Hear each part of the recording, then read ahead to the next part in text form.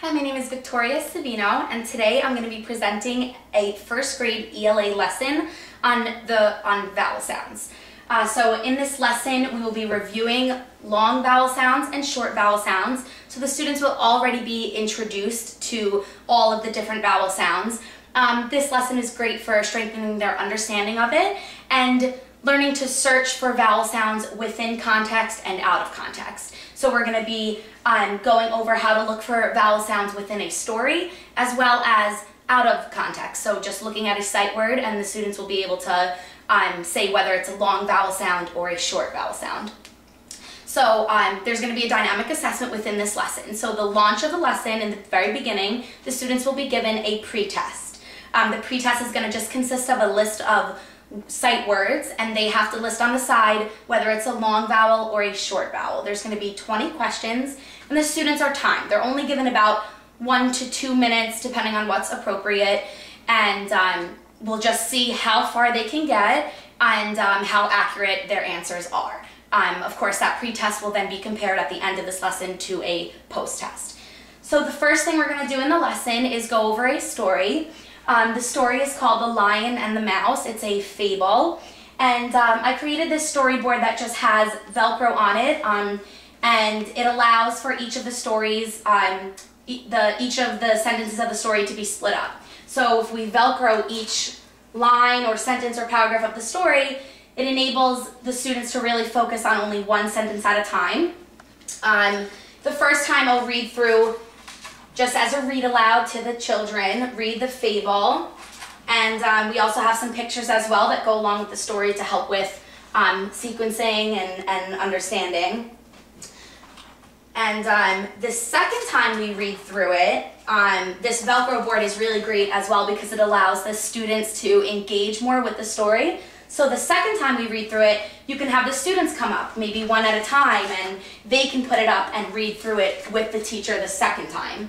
And of course, this will help the teacher mediate as well. In the beginning of the story, there are a few mediation prompts that I'll use as well. Maybe when just the title's up, I'll say, you know, what do you think this story is about? The Lion and the Mouse. And then I could say, oh, well, what is a lion like? What is a mouse like?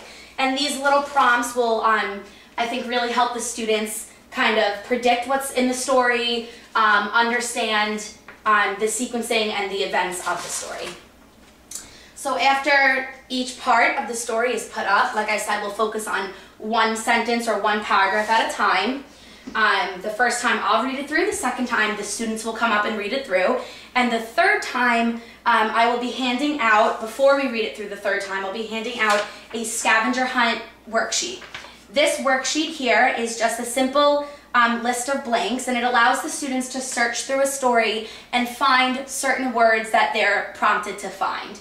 In this specific lesson, of course, we're looking for short vowels and long vowels.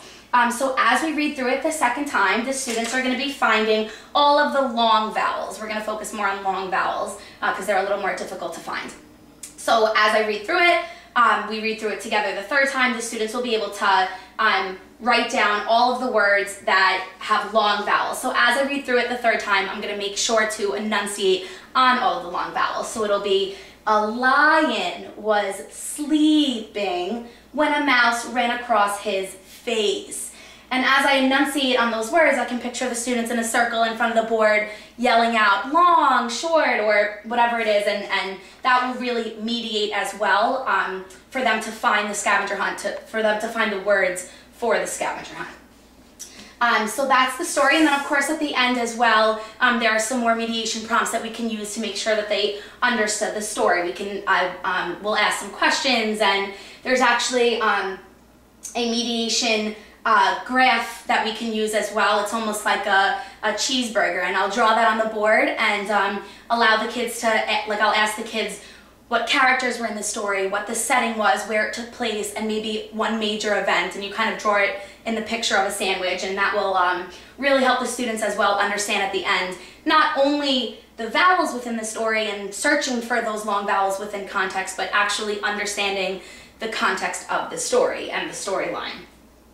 So that is the first activity. The second activity is some more practice with long and short vowels. This time we're going to be practicing it outside of context. So just looking for a sight word and finding out whether it is a long or short vowel. Again, the great thing about this Velcro board is that it really allows the students to engage and interact with the lesson that's going on. So with this, as I'm just putting up the title, it's just a little fun thing that you can have the kids come up one at a time and put up the letters and spell it out and try to guess what game we're about to play. So this game, I picture the students split up into two very large groups, so you can just split it right down the middle randomly, or you can have the students count off by twos and create two large groups. Now, the teacher will set up the board. I have a bunch of three-letter words.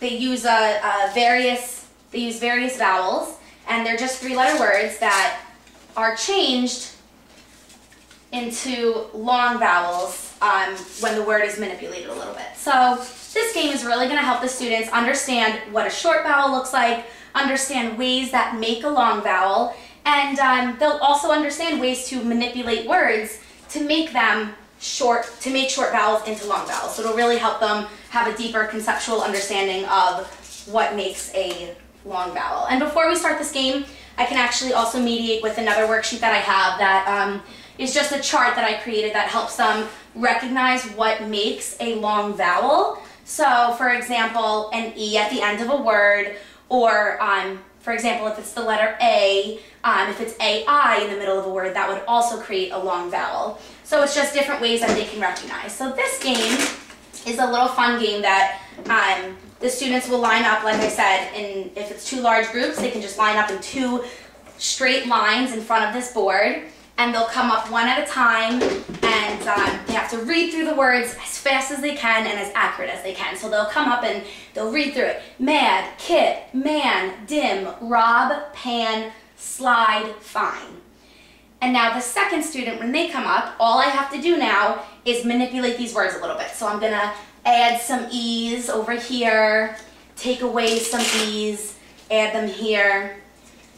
And like I said, this is gonna allow the kids to look at these words and now recognize what is making it a short vowel and what is making it a long vowel. So now the second student on that team that comes up and reads through it is gonna say maid, kit, main, dime, robe, pan, slid, and fine. So now all of these words are different because the E's were moved around, and it really helps the kids, like I said, get a conceptual understanding of what makes a long vowel.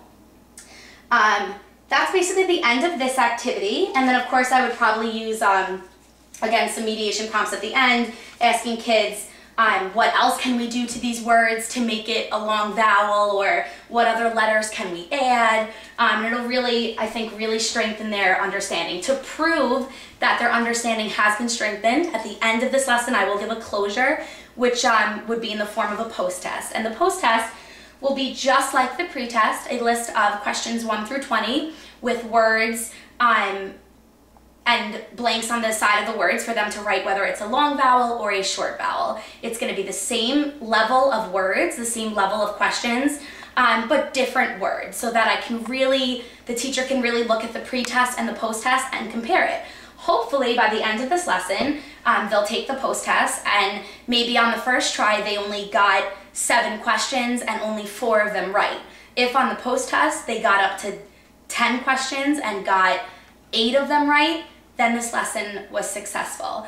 If I find that at the end of the lesson all of the post-tests don't show that much improvement or that much understanding, then you know, it just shows that the next lesson I'll have to approach in a different way with some different mediation techniques.